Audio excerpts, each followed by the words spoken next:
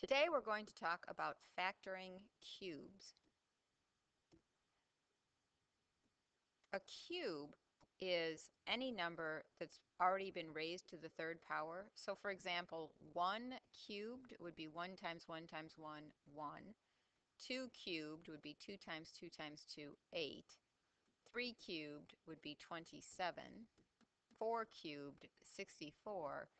5 cubed, 125. 6 cubed, 216. 7 cubed, 343. 8 cubed, 512. 9 cubed, 729. And 10 cubed, 1,000. We could go on. Well, I can't, not from memory, but you could go on. I think we should probably recognize the first 5 as cubes and 10 cubed, which is 1,000. Okay, so the second part of this is, if there were no numbers, what would a binomial, the sum of two cubed terms, look like? Well, it might look like x cubed plus y cubed. And the way that that factors is into a binomial times a trinomial, where the binomial is x plus y, and the trinomial is x squared minus xy plus y squared. And I'm going to prove that these two things are actually equal to one another by multiplying this out and showing that I actually do get x cubed plus y cubed. So x times x squared would be x cubed. X times negative xy would be negative x squared y. X times y squared would be x y squared. Y times x squared would be x squared y. Y times negative xy would be negative x y squared. And y times y squared would be y cubed. And we can see that if we start to collect like terms, x cubed has no like terms. Negative x squared y and positive x squared y cancel each other out. Xy squared and negative xy squared cancel each other out. And so the only term left is y cubed. The reason I say this is because a lot of people would like to say that x cubed plus y cubed is x plus y cubed, and it's not. X cubed plus y cubed is x plus y times x squared minus xy plus y squared. And x cubed minus y cubed is not x minus y cubed. No. It's x minus y times x squared plus xy plus y squared.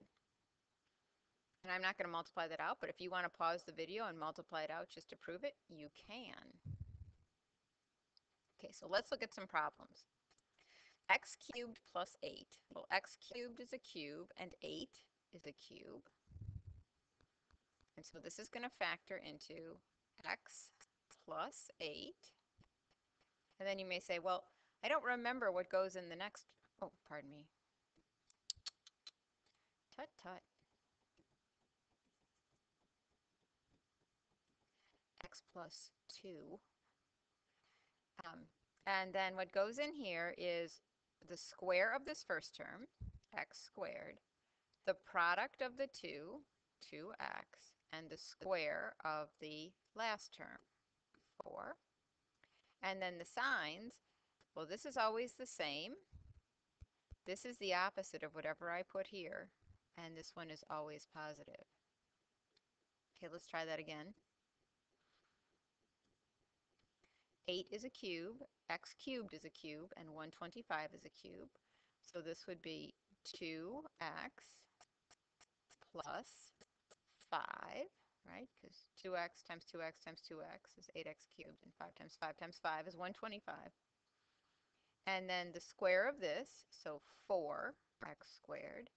The product of those two, 10x, and the square of that, 25.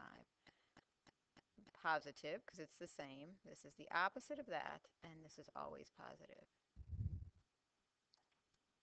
Okay.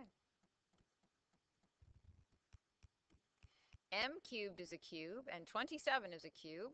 It would be m and 3 minus. m squared, 3m, 9. That's the same. This is the opposite of that, and this is always positive.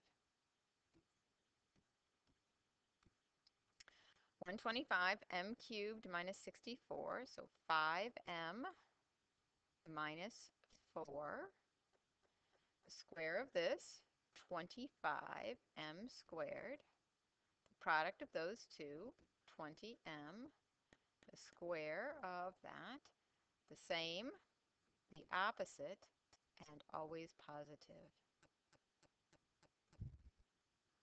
Okay, that's not a cube, and that's not a cube, but we have a common factor of 2.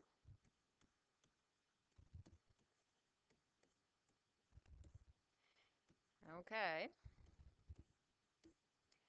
x plus 2y, x squared, 2xy, 4y squared, minus plus. That's not a cube, and that's not a cube.